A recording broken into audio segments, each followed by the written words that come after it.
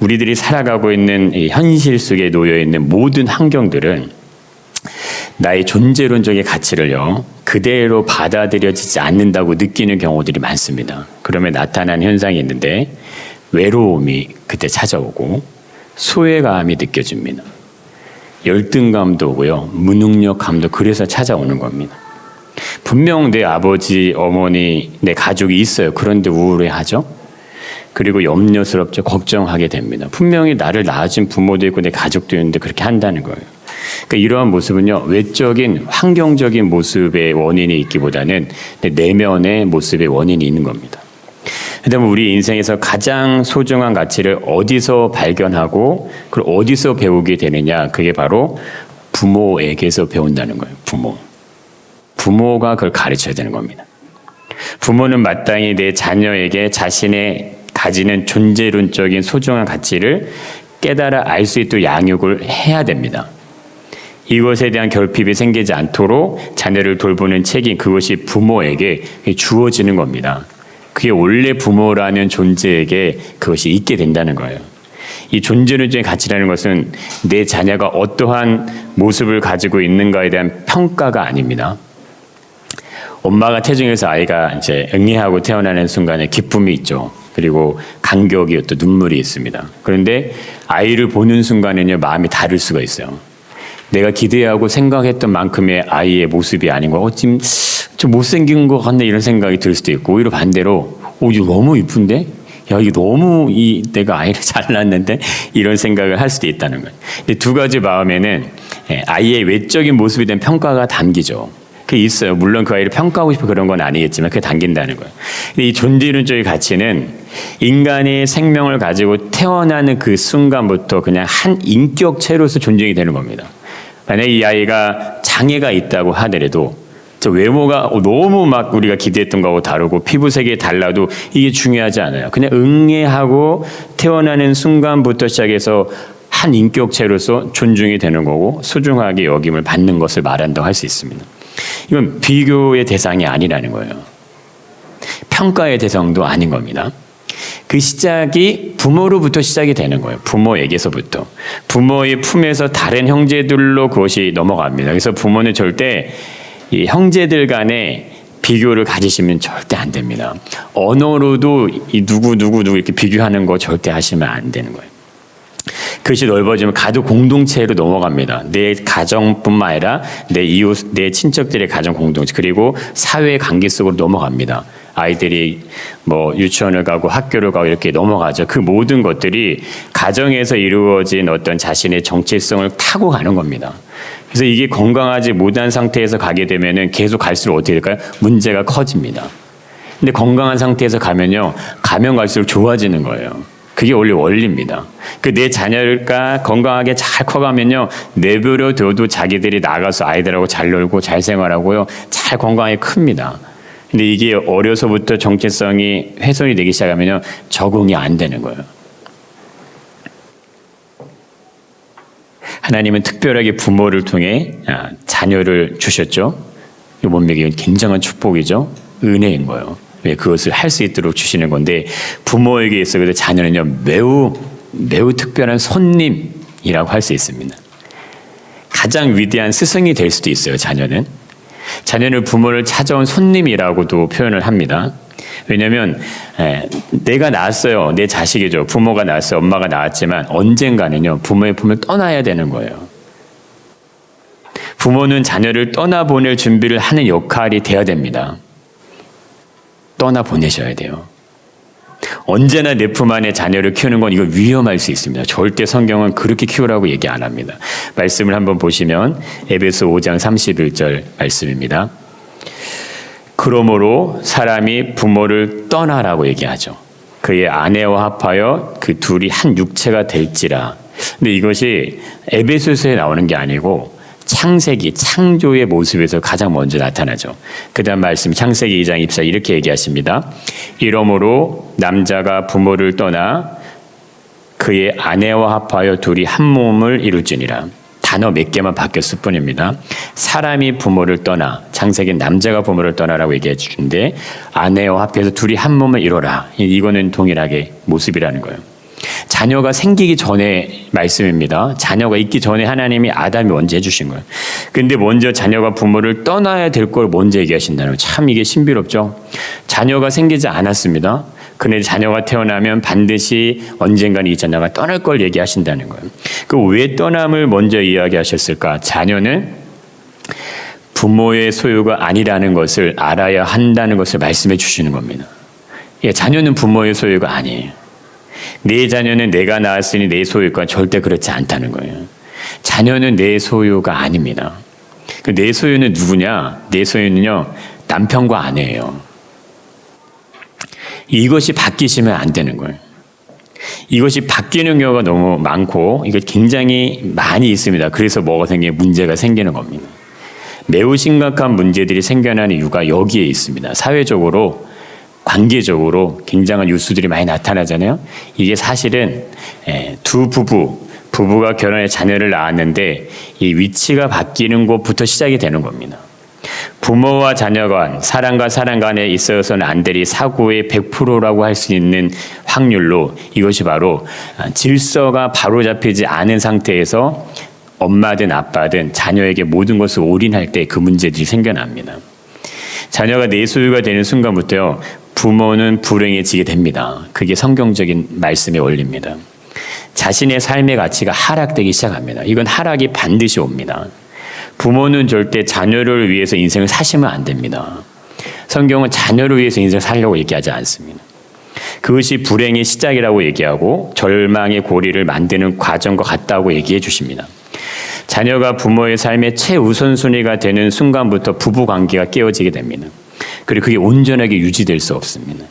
남편과 아내는 서로의 관계 속에서 사랑의 관계가 아니면 평가의 관계로 바뀝니다. 네가 잘못했잖아. 당신이 잘못했잖아. 당신이 이렇게 안 해주니까. 당신이 뭐 이런 걸로 자꾸 바뀌어간다는 거예요. 이것을 잘 알게 해주는 장면이 아담과 하와가 나타나는, 그들을 통해서 볼 수 있는 장면입니다. 아담이 자신의 아내 하와를 처음 보는 순간에 엄청난 얘기를 합니다. 한번 보시면 말씀에 이렇게 나옵니다. 아담이 이르되 이는 내 뼈 중에 뼈요 살 중에 살이라. 이것을 남자에게서 취하였은즉 여자라 부르리다. 이렇게 고백을 한다는 거예요. 처음에 아담이 여자를 보는 순간, 자기 아내를 보는 순간. 근데 이거요, 얼마 못 갑니다. 정말 불과 얼마 못 가요. 완전히 다른 표현을 자신의 아내에게 또다시 합니다. 그 다음 말씀에 3장 12절 이렇게 나오죠. 아담이 이르되, 똑같은 아담이에요. 하나님이 주셔서 나와 함께 있게 하신 여자, 그가 그 나무의 열매를 내게 주므로 내가 먹었나이다. 한 사람입니다. 이 두 급에게 나타나는 분명한 차이가 있는데, 처음의 고백에는요, 자신의 아내에 대한 평가가 없어요. 내 아내가 이런 존재, 이런 평가가 담기지 않는다는 거예요. 근데 두 번째 고백에는요, 여자에 대한 평가가 나옵니다. 내 아내는 때문에, 내 아내가 이래서 이런 평가 나온다는 거예요. 하나님이 주셔서 나와 함께 하신 여자라는 평가가 나오죠. 그 내 뼈 중에 뼈요 살 중에 살이라고 고백했던 것과는 정반대의 상반된 표현이 나옵니다. 그러면서 그가 그 나무의 열매를 내게 주었다, 이렇게 얘기한다는 거예요.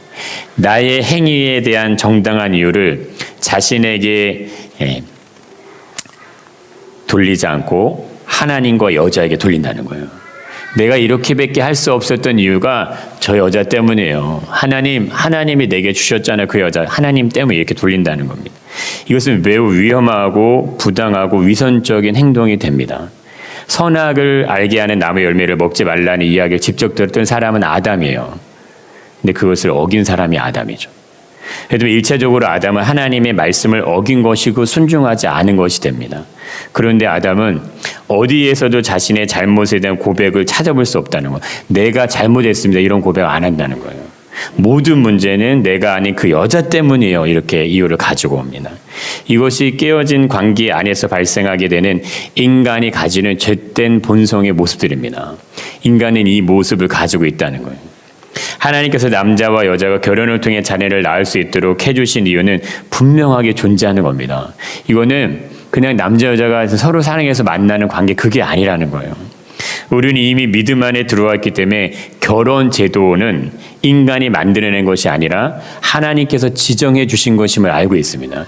이건 하나님이 만들어 주신 제도예요.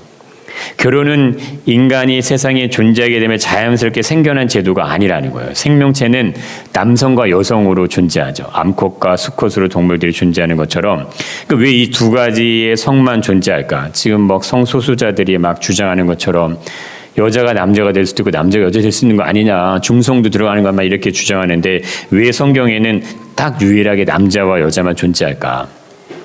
태초에 천지 만물을 만들어내시는 모든 창조의 모습 안에서 이거를 찾아볼 수 있다는 거예요.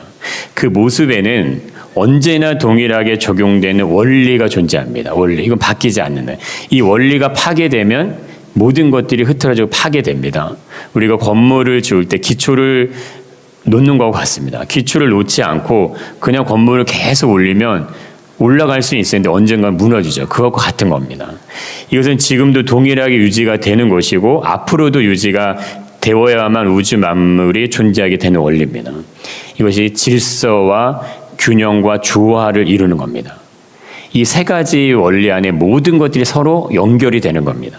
모든 만물은 서로의 보완적인 관계로 지음을 받은 거예요. 홀로 존재하는 걸로는 빛이 완전한 존재의 빛이 될 수 없는 겁니다. 서로 보완할 수 있도록 만들어졌다는 거예요. 땅과 하늘과 바다는 경계선이 존재하죠. 그런데 서로를 보완하면서 자기 위치를 지키는 겁니다. 땅은 땅의 역할이 있고 하늘은 하늘의 역할이 있어요. 바다는 바다의 역할이 있게 되는데 무엇이 더 소중할까요? 이것들 중에. 어떤 것이 더 절대적인 우선순위를 가지게 할까? 만약 물어본다면 뭐를 뽑겠습니까?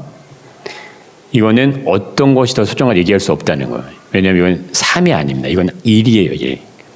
모든 것은 하나로 연결이 되어 있는 거기 때문에 땅이 제일 소중하지 우리에게 먹을 걸 주니까, 하늘이 더 소중하지 우리에게 비를 내려주니까, 바다가 더 소중하지 이렇게 얘기할 수 있는 것이 아니라는 거예요. 동물과 식물과 생물을 한번 보십시오. 각각의 모양과 특징과 종류의 어떤 생존의 모습들이 서로 다 다릅니다. 그러니까 왜 이렇게 다양한 종류의 생명체가 존재하는가 하는 거예요. 그 풍성하면요 헤아릴 수 없죠. 어제도 물고기를 보는데 이걸 어떻게 볼까요? 아주 그냥 정말 이 손톱만한 물고기들도 있고 정말 큰 물고기들도 있고 다 달라요. 다. 생김새도 다르고 색깔도 다르고 무늬도 다 다릅니다. 근데 이걸 어떻게 이렇게 이 다양한 것들이 존재해야 될 이유가 있겠냐 이거예요. 도저히 상상할 수 없는 모양, 색깔, 디자인 이것들로 다 만들어지는 거예요. 똑같은 게 하나도 없습니다. 창세기 1장 26절에서 하나님께서 사람의 역할과 사람의 존재 의미의 목적을 설명하시면 이렇게 정의해 주시죠. 하나님이 그들에게 복을 주시면서 하시는 말씀이 생육하고 번성하여서 땅에 충만하라고 얘기하신다는 거예요. 땅을 정복하고 바다의 물고기, 하늘의 새와 땅에 움직이는 모든 생물을 다스려라 이렇게 얘기하신다는 거예요. 생육하고 번성하여 땅에 충만하고 땅을 정복하기 위해서 필요한 것이 남자와 여자입니다. 그리고 생명이라는 거예요. 남자와 여자로 완전할 수 있는 질서를 하나님이 주셨다는 거예요. 그 두 가지만 가지고도 이 모든 것들이 유지되고 보호될 수 있음을 말씀해 주십니다. 그 남자가 부모를 떠나 그 아내와 합하여 둘이 한 몸을 이루게 되는 이 결혼 제도는 하나님이 주신 특별한 제도입니다. 이것을 통해서 생육이 되고 번성이 일어나게 하는 거예요. 그 대한 결과로 땅에 충만해지고 땅을 정복하고 땅을 다스릴 수 있는 열매들을 주시는 겁니다. 그래서 자녀는요 하나님이 주시는 거예요. 자녀는 하나님이 내려주신 축복이라 이겁니다. 내가 결혼해서 내가 낳았는데요 그게 아니라는 거예요. 남자와 여자가 만나게 되는 결혼 제도 자체가 하나님이 지정하시는 거예요. 인류의 첫 번째 결혼식이 아담과 하와의 결혼식이 첫 번째 주례자가 하나님이 주례자세요. 그렇다면 남자 여자의 존재 의미를 부모를 떠나서 서로 보완적인 관계로 하나의 지체가 되도록 만들어 주셨다는 걸 알 수 있다는 거예요. 그럼 보십시오. 한 인격체가 성장을 해서 또 다른 인격체를 만나게 됐을 때 부딪힘이 옵니다. 서로 잘 안 맞죠. 환경도 문화도 잘 안 맞을 수 있어요. 그러나 성숙함을 가지게 되면 맞춰가는 것이 가능해집니다. 그리고 서로 연합하는 것이 가능해져요. 근데 그것이 안 되면 어떻게 됩니까? 나는 빨간 거를 얘기하면 항상 상대방은 파란색만 얘기합니다. 그래서 우리 너무 안 맞아. 성격 차이가 너무 나. 이렇게 하면서 자꾸 이혼하고 갈라서죠. 자기 자신의 대한 정체성, 자기를 가장 소중하게 여길 수 있는 이 부분들이 약화되어 있으면 거기 문제가 생겨나게 됩니다. 온전하고 독립적인 주체로 그래서 자녀들을 길러내셔야 됩니다. 건강한 인격체로 길러내야 되는 책임이 부모에게 있습니다. 거기에 하나님의 자녀를 주신 미션이 담긴다는 거예요. 그냥 자녀를 낳게 하고 생명을 주시는 게 아닙니다. 그래서 이거는 자녀를 키우는 건 축복인 거예요. 자녀를 키우는 건 우리 삶에 하나님이 엄청나게 큰 은혜를 주신 가장 소중한 은혜의 자리입니다. 그래서 부모는 단순히 자녀를 잘 돌보고 먹이고 키우는 게 목적이 아닙니다. 부모들은 그렇게 생각하실 수도 있어요. 내가 돈을 많이 벌어서 더 좋은 것을 가지고 내 자녀를 키우고 내 자녀에게 더 좋은 것을 먹이면 되지, 남들이 하지 못하는 거 해주면, 이렇게 생각했을 때 그게 아니라는 겁니다. 좋은 거 안 먹여도 돼요. 좋은 옷 안 입히고요, 좋은 것들 사주지 않아도 됩니다. 그거 안 사준다 해서 우리 아이들 인격이 망가지지 않아요. 절대 안 망가집니다. 부모는 단순히 내 자녀를 돌보는 위치에 있는 게 아니고 우리 자녀가 독립적으로 성장할 수 있도록 그 자녀를 양육하는 자리에 있는 겁니다. 그래서 오늘 본문의 말씀처럼 주의 교훈과 훈계로 양육하라는 말씀을 하시는 거예요. 천지의 모든 만물이 창조된 이후 하나님은 아담과 하와에게 이런 원리로 그들을 다스리라는 권세를 주시는 겁니다. 자유를 주시는 거예요. 권한을 주시는 거예요. 그걸 그렇게 하라고 부여해 주시는 겁니다. 정복하고 충만할 수 있도록 모든 권한을 주시고 능력과 주시는 거예요. 그게 하나님의 원리입니다. 하나님이 자신의 자녀를 그렇게 기르시는 거예요. 책임을 주시잖아요. 권한을 주시잖아요. 그런데 절대 하지 않아야 될 것도 분명히 가르쳐 주신다는 거예요. 이것이 부모가 자녀를 얻게 되었을 때 주어지는 어떤 축복의 미션이라 할 수 있다는 거예요. 우리는 이 안에서 자녀들을 키워내셔야 됩니다. 이미 자녀가 컸어도요, 그걸 해야 되는 거예요. 그게 부모의 역할이에요. 일반적으로 이 세상의 부모들은 이것을 이해하지 못할 수 있습니다. 내가 낳았으니까 내 자녀고 내가 원하는 대로 키우는 것이 그냥 방법이죠. 그것이 삶의 그 모습이에요. 대부분의 많은 사람이 그렇게 생각을 합니다. 나는 부모로부터 그렇게 배웠고 그것이 최선인지 알고 그냥 살았고, 그래서 내가 할 수 있는 방법대로 그냥 내 자녀를 키우는 거예요. 그게 잘하는 거라고 생각을 합니다. 그런데 여기에 여러 가지 아쉬움들이 있다는 거예요. 내가 걸어왔던 인생의 삶을 살아온 그대로 자녀를 키우면요, 나랑 똑같은 인생을 사는 겁니다. 삶을 살아가는 거, 농사를 짓고 사업을 하고 경제활동하는 모든 게 정말 다 쉽지 않습니다. 근데 그 중에 가장 어려운 게 자녀를 키우는 거죠. 자녀 농사를 짓는 것은 인생에서 가장 어렵다고 하잖아요. 내 마음대로 안 되는 게 자식이고 자녀라고 말씀하시는데, 그래서 부모의 역할이 특별하다는 거예요. 하나님은 그냥 역할만 부여하시는 게 아닙니다. 분명 지난주에 말씀하셨던 것처럼 자녀들에게 얘기하잖아요. 내 부모를 공경하라고 얘기하잖아요. 내 부모를 주 안에 순종하라고 자녀들에게 얘기하시잖아요. 그냥 무조건적으로 부모에게 힘든 짐을 지워주는 게 아니라는 겁니다.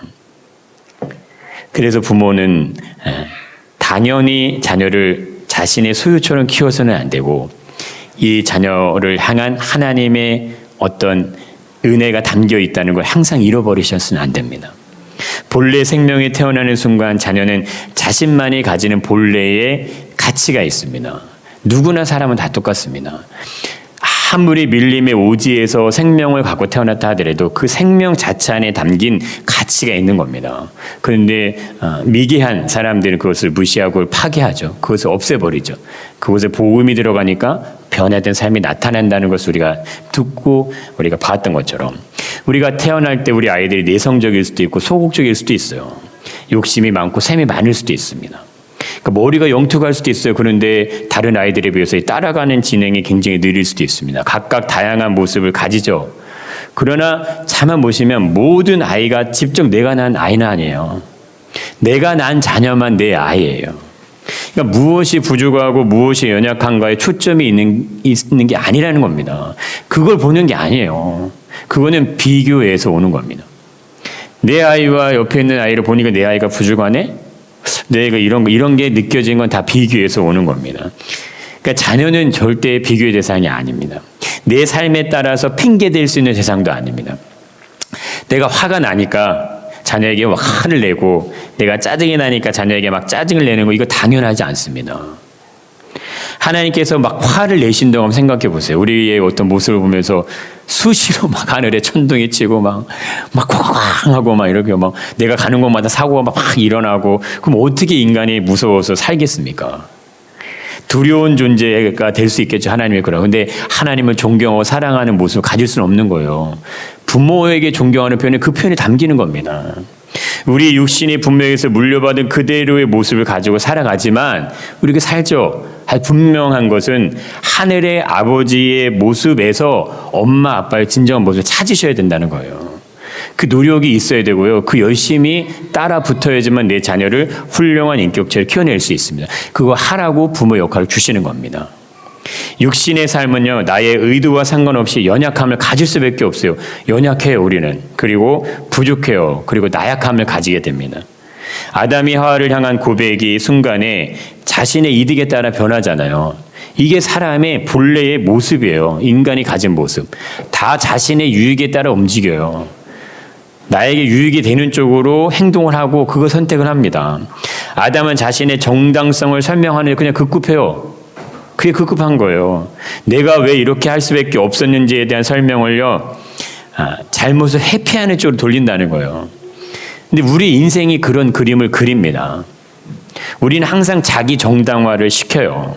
내가 왜 이럴 수밖에 없는지를 부부관계 안에서도 대인관계 안에 사회활동 언제나 자기 정당화에 깊이 들어가 있습니다. 그래서 얘기해보면 다 당신이 문제라고 하지 내가 잘못했어라고 얘기 안 해요. 내가 문제야, 내가 미안해 이런 얘기 잘 안 한다는 거예요. 근데 우리의 자녀들이 인생도 그러합니다. 아닌 것을 아니라고 말하고 잘못된 것을 잘못이라고 말할 수 있는 자녀를 키우는 것이 믿음의 가정 안에서 회복해야 될 정말 소중한 가치예요. 세상은 절대 이거 그렇게 얘기하지 않습니다. 어디 가서 네가 잘못했어도 그들이 너를 비난할 수 있으니까 절대 잘못 얘기하지 마. 절대 네가 했다고 하지 마. 부모님들이 이렇게 가르친다는 거예요. 그래서 이게 정말 쉽지는 않죠. 내 잘못에 대한 인정, 그리고 그것으로 인해 발생되게 된 일들에 대한 책임을 감당할 수 있도록 자녀를 키워야 돼요. 그래야 지도자가 나옵니다. 그래야 리더자가 나옵니다. 다 큰 어른이라고 해도요, 회초리를 들 수 있어야 돼요. 이거는 직접 그를 뭐 때려라 이게 아니고요. 그와의 대화가 이루어질 수 있어야 된다는 거예요. 부모는 자녀와의 끊임없는 대화 소통이 연결되는 통로가 열려줘야 돼요. 그게 다치게 하시면 안 됩니다. 얘기가 통할 수 있도록 자녀를 길러내줘야 돼요. 그래야 부모의 말이 순종이 되는 거지. 그게 안 되면 안 되는 겁니다. 자녀는 부모의 말을 들을 수 있어야 됩니다. 들을 수 있어요. 부모가 노년이 돼서 몸이 쇠약해져도요, 부모의 말에 귀 기울일 수 있어요. 자녀를 그렇게 키워야 되는 거예요. 그게 맞는 거예요. 부모도 자녀들의 말에 동일하게 귀를 기울일 수 있어야 돼요. 자녀들이 한마디 한마디를 듣고 내 잘못이 뭐고 내가 지금 뭐를 잘못하고 있는지 반성해야 돼요.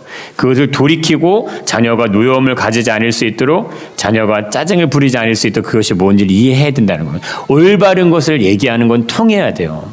내가 올바른 걸 얘기하는데 자녀도 안 통하고 나로 안 통하면요, 그 문제가 있는 겁니다. 그런데 지금까지 그것이 잘 안 되었다면 그럼 어떻게 해야 되냐? 그래서 기도하셔야 됩니다. 여러분, 하나님이 우리에게 기도하라고 말씀하시는 이유는 그냥 단순한 원리가 아닙니다. 내 자녀를 위해서 무릎을 꿇으셔야 돼요. 앞으로는 더 이것이 심각해집니다. 다 커서 결혼했고 내 자녀가 이미 다 자라서 내가 할머니 할아버지가 됐어도요, 이제 와서 무슨 기도입니까? 이게 아닙니다. 늘 끊임없이 기도하셔야 돼요. 늘 자녀를 위해서 항상 쉬지 않고 기도하셔야 됩니다. 내 자녀가 하나님의 기쁨의 삶을 살아가고 있다면 너무나 좋죠. 진짜 훌륭하게 부모 역할을 잘 감당하신 거예요. 그러나 하나님의 기뻐하시는 삶을 살아가고 있지 않다면 그 1차적인 책임은요, 부모에게 있는 거예요. 부모가 그 책임을 가져야 되는 거고, 그 인생의 고단한 열매들이 자녀에게 그대로 갑니다. 부모는 이기적인 자리에 있어서는 안 되는 거예요. 그래서 부모는 자신에 대한 책임을 가지는 자리에 있는 겁니다. 자녀에 대한 책임이 부모에게 있어요. 내 자녀가 세상에서 잘 사는 것에 초점이 있게 되면 부모는 내 자녀를 이기적인 사람으로 키웁니다. 그렇게 키워요. 그렇게 되면요, 부모 말 안 듣습니다. 부모가 힘이 없고 부모가 능력이 없고 연약해지면 언제 그랬냐 방치합니다. 모든 노력을 기울여서 자녀를 키웠고 돌봤지만 결국 돌아오는 것은 부모가 쏟았던 정성의 100만 문질도요 감당 못 해냅니다. 그런 자녀를 키우시겠습니까? 노후가 행복해지는 것은 얼마나 자녀 용사를 잘 지었는가에 따라 달라집니다. 그게 맞는 겁니다. 하나님이 인생의 노후를 주신 이유가 자녀를 주신 이유와 맞아 떨어지는 거예요. 내 삶의 노년에 기다리는 것은 누군가가 나의 인생의 지지대가 되어 주어야 돼요. 누구겠습니까? 자녀가 지지대가 되는 겁니다. 요즘 같은 시대에 자녀를 의지하는 것은 어리석다 말하죠. 누가 그렇게 자녀를 의지하면 이렇게 얘기합니다. 자녀들도 부모를 그렇게 생각하죠. 짐이라고 생각합니다. 근데 이거는요, 정말 부모가 자녀를 잘못 키운 겁니다.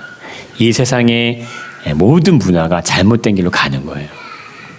성경은 분명히 내 부모를 공경하고 주 안에 순종할 것을 말씀해 준 이유가 있는 겁니다. 하늘의 아버지 하나님께서 우리를 지금도 그렇게 돌보시는 거예요. 믿음의 자녀들을 그렇게 돌보고 계신다는 거예요. 아담이 분명 자신의 잘못에 대해서 인정하고 그리고 아내를 보호하고 내 아내가 잘 몰라서 그랬습니다. 내가 하와에게 이야기를 정확하게 전달을 해주었어야 되는데 그러지 못했네요. 잘못을 자기에게 돌렸으면 어떻게 됐을까요? 하나님, 하와가 잘못이 아니에요. 모든 책임은 나에게 있어요. 이렇게 했다면 과연 어떻게 됐겠는가. 근데 그거를 못한다는 거예요.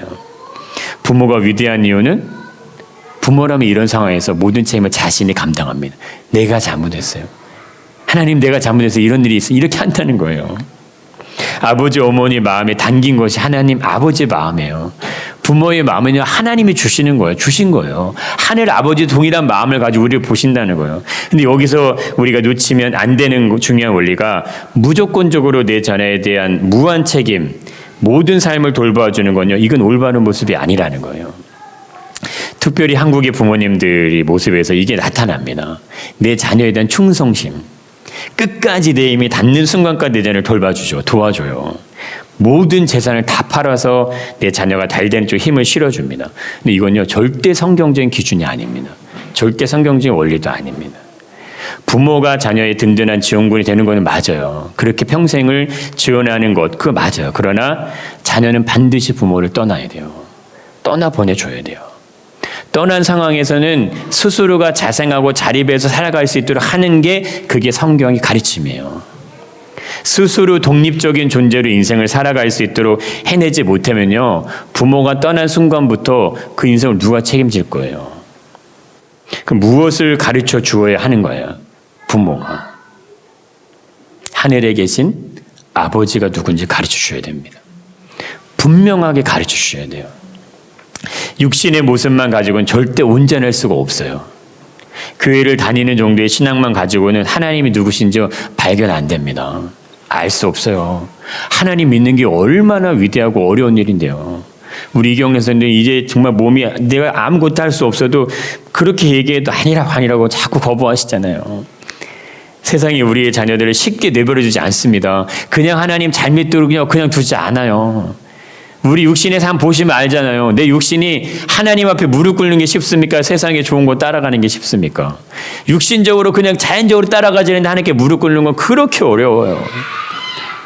자신의 가정을 돌보고 책임지는 거, 이 얼마나 어려워요. 우리 부모 세대가. 건강하게 잘 사는 것만으로도 만족하죠. 세상에서 출세 성공 잘 되는 모습을 가지게 되면 그래 그거면 돼 하고 그냥 자랑스럽게 기쁨으로 여기고 그냥 그렇게 끝내버립니다. 그런데 그게 전부일 거 하는 거예요. 그것이 진정한 행복일까? 그것이 진정 자녀들에게 부모가 물려줘야 될 유산이냐? 그거 절대 아닙니다. 내 자녀가 성경의 진리의 말씀의 기준으로 죄인의 모습으로 있다면 어떻게 하실 거냐 이거예요. 그 누가 책임집니까? 그 부모의 책임이에요. 분명 하나님이 아버지가 계신데 그 사랑을 한 번도 누리지 못했어요. 얼마나 불쌍한 거예요. 근데 세상에서는 떵떵거리고 잘 살아요. 잘 지내요. 근데 죄인이에요. 하나님 편에서. 그거 어떻게 하실 거예요? 하나님은 온전히 만난 적도 없고 하늘 아버지에 대해 어떤 감각이 없는 인생의 걸음을 걷는데 누가 책임질 거냐 이겁니다. 우리는 자녀인 동시에 부모가 되어 언젠가는 부모의 자리에 또 갈 수가 있어요. 그럼 내 자녀가 생겨날 수 있어요.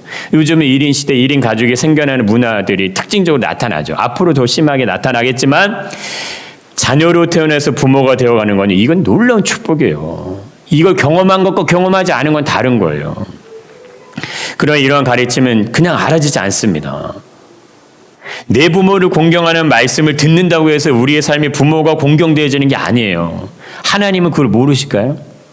성경은 자녀들로 하여금 일방적으로 내 부모를 공경하라고 하시는 것도 아닙니다. 부모가 자녀가 자신을 공경할 수 있도록 부모가 먼저 그걸 만들어내라고 얘기하시는 거예요. 자신의 부모를 공경할 수 있는 자녀들로 키워내는 거, 그게 부모의 역할이에요. 이게 어떻게 가능할까요?